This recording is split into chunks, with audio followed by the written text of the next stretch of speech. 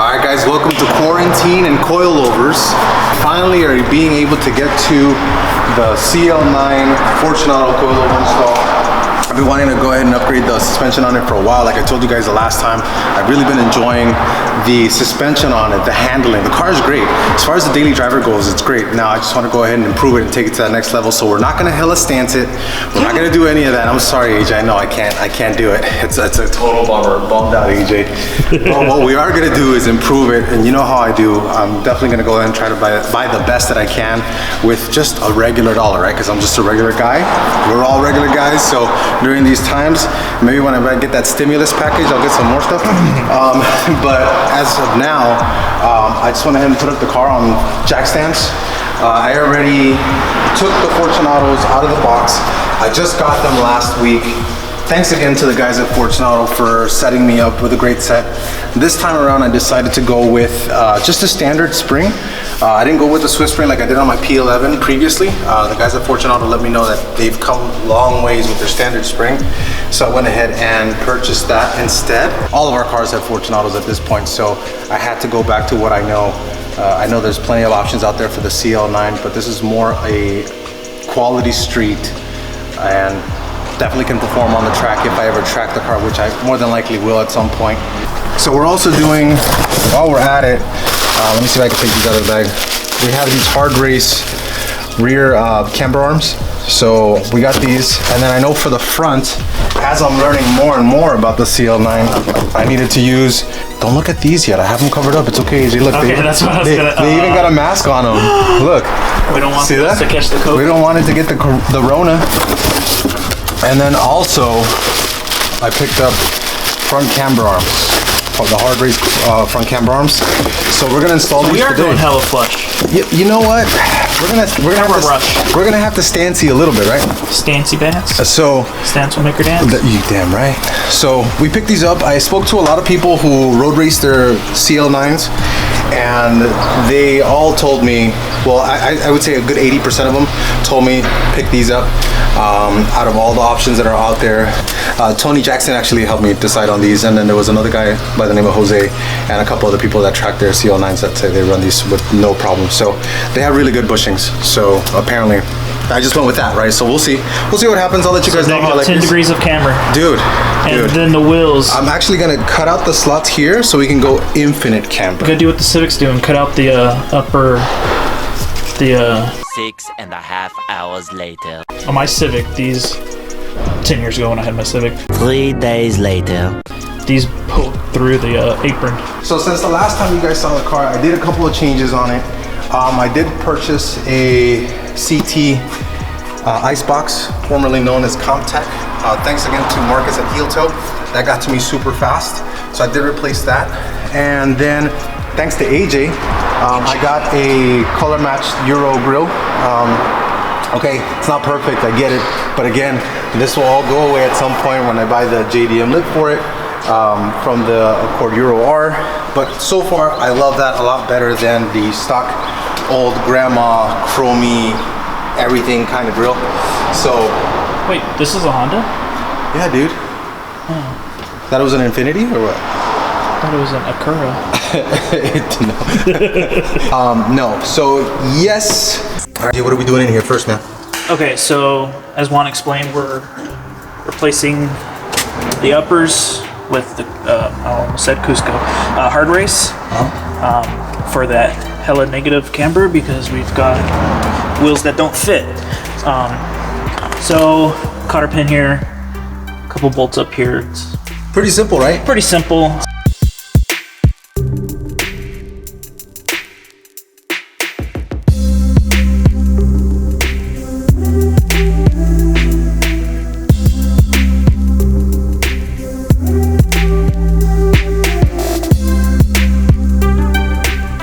All right, EJ, that was quick, man. It took all about 5 minutes, 10 minutes to get all that stuff out? 5 minutes or so. It's a cool. So here's the differences between the two parts. Just real quick, what we will be reusing is that fork right there. That we will be reusing. All right, so we're gonna continue going on it. We're gonna have AJ put those in. I actually already did the other side and he helped me with it. So now I'll let him work on this side, and I'm actually gonna start on the rear while he gets to work on that, and I'll show you what the rear entails now while AJ gets going on that. So in the rear, I did take the bottom seat out. I did take this side loaf in there, and it's right there. There's 2 bolts right there. Not too bad. So one thing that is an issue here is adjustment in the rear, because once you put the loaf back on, it does cover this area, and that's going to be an issue for us. So luckily, when I bought my coilovers, I bought these extenders. I bought the longest ones, Fortune cells, so that I can cut them down. I'll fit them in here like so. I'll cut them down to about I don't know, half length. I'll have them come out this area up here. Oops. So I have them come out this area right here, so I can adjust my camber settings, my damper settings. So I can adjust my damper settings from here without having to drop the seat, take off the loaf and everything like that. All right, so AJ's got everything in here. As you can see, you got the Fortunato sitting back there hiding. I will tell you that it does come with instructions on how to set preload. The instructions say 1/4 inch of preload in the front. The rear is a little bit different. I don't really remember what it is, but I'll put it up here in the video somewhere what it said as far as the preload for the rears. But that is already preset. How easy was that, man? It's super easy. I miss working on double wishbone suspensions. 5 minutes later. Really easy, really easy. That's what, 5-6 bolts? Much later. Nissan just needs to step their shit up. When are we gonna show them the new wheels? That might be at the end. I don't know, man. I don't know if I want to. Should we make them wait? Yeah, let's make them wait. Well, they already saw the rotiforms. We will set this up with ride height with the new wheels, so you might get a sneak peek of them. If you can guess what they are, put it down in the comments. But we will show you. Can I guess? No, you can't guess, dude. You give it away, dude. You already told them they're rotiforms. So put your guesses down at the bottom, and then let us know what you guys think the wheels are. Whoever gets the right guess will pat yourself on the back, because I can't send you anything. I don't want to give you the Rona. So we're gonna move on to the rear, finish that up. That was really easy. It's just 2 bolts at the top, 1 at the bottom. You undo the sway bar end link. Thanks, AJ. So you undo the sway bar end link. It's just back here, if you can see it. So you undo this rear sway bar end link, because it gets in the way of getting this out. It makes your life easier. So that'll swing out that way. 2 at the top, boom, done. We'll put it in the reverse way.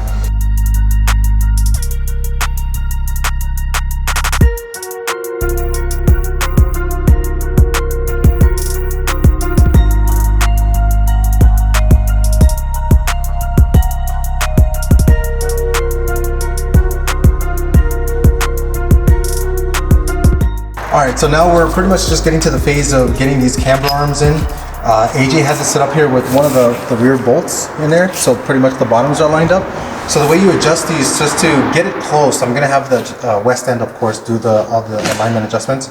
But you get one bolt in the bottom, you make sure these are loose, but you turn it from here. So you adjust it from here so that the threads are pretty much adjusting evenly. And then you get a bolt through here. So it's almost a little bit more. Sauce. So that's pretty much where you want to be. Again, your alignment shop will do the final adjustment. Yep. Well, look who showed up to the party late, but he showed up. Mr. Quinn. And then, can't let you see that yet, but what we've done already is, you're blocking them, so it's cool. We'll let him show them at the end. What have we done so far? Coilovers and the camber arms front and rear, and leveled the height. So right now we just have one more adjustment on that side over there. We're gonna drop it 1/4 of an inch. It'll even out the front, and then the rears. Oh, that fitment. Anyway, just stand right there like the whole time. But as you can see, the car's already much lower to the ground. I can't. I gotta show it to you guys, but I'll show it to you once I'm done. So I'm gonna finish that other side, and then we'll get to it, and then Sergio's gonna tell us. Knock, Joe. Go.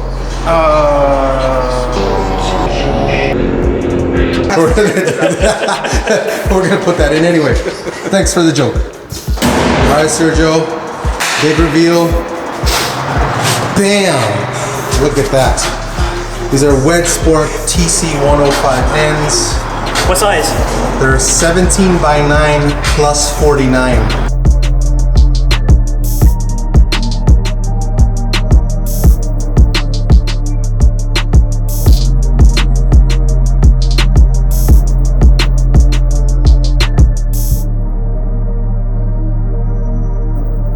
You guys just saw, I know you're gonna give me crap. Hey, you're missing a lug nut. No, I'm not.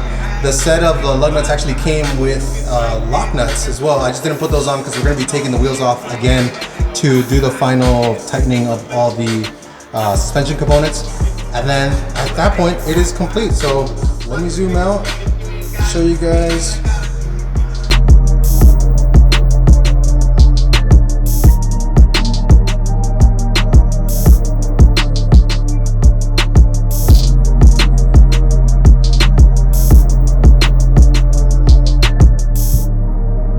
I already went to West End. I had them align the car. The alignment master there, Chris and Darren, they took care of it. It was pretty quick.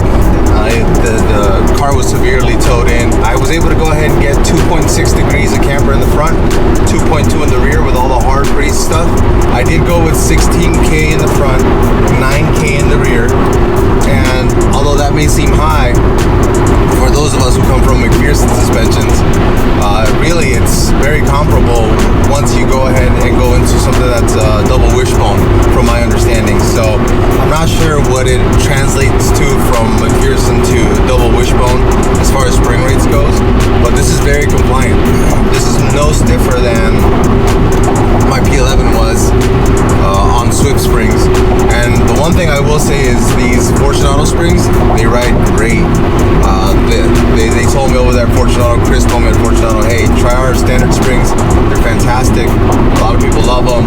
As far as drivability goes, as you can see, like this portion of the 4.5 is actually pretty flat, but they're very comfortable, especially again over bumps and things like that. You know, you brace yourself because you think, oh, coilovers, and then it just settles off of it. So it's been quite great. Alright, so now that I've been able to tell you guys how much I've enjoyed the coilovers, we'll go back inside, we'll finish the video out, off to AJ and Juan again. What do we got going on back here? So I'm thinking about how we're gonna do adjustments on this thing. If we cut this adjuster, we just cut a hole right here, it'll actually wedge between both of the cushions, and we can still make our adjustments straight up. Yeah, they won't protrude too high? No, so it's just a matter of let me go ahead and put this up and see. So I only need this much of it, so I'll probably make 2 out of this one long one, and then pretty much it'll just be wedged here. I don't know if you can see that, AJ. No. So it'll pretty much be sticking between the 2 things, and I can just adjust them from right there. That's awesome. So it looks like we put it in. I went ahead and just notched it with a knife. The plastic's pretty pliable. Nobody's gonna see it back here. So this is the actual adjustment. So it's working, works just fine. You can hear the clicks nice and crisp.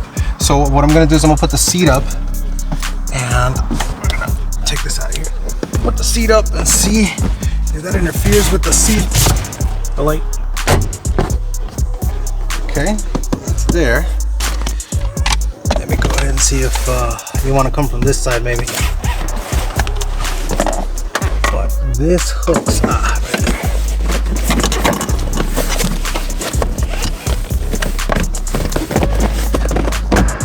there.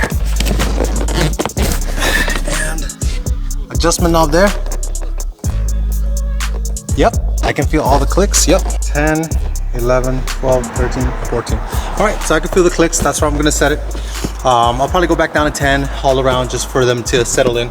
But bam, there's my adjustment knob. I don't have to put down my seats.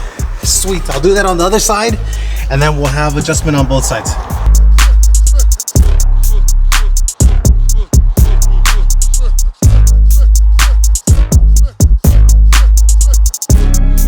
All right, so the extenders are in. AJ, you can show them the one over here. So again, we have easy access to them from the back seat. They're not really that noticeable, but I got a question for you guys before we go.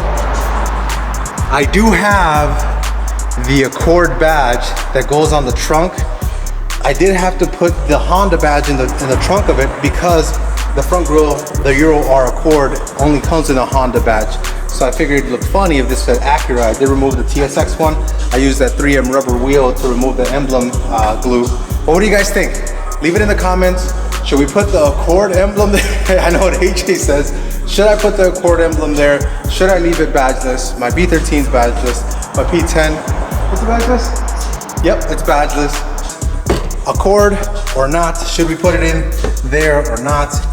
So thanks again for watching. We appreciate you watching during these weird times. So quarantine and subscribe. Is that Yes. quarantine? Hit the notification bell. I don't know where I'm at. Up there. Yeah, the somewhere bell down there. here. So thanks again. Like and subscribe if you like this video. We're gonna continue with the TSX. And you know, now that we have big wheels on there, Big brakes. big brakes, you got it. Close it out on that thought. Thanks guys. I wanted some more of the T-Sexy.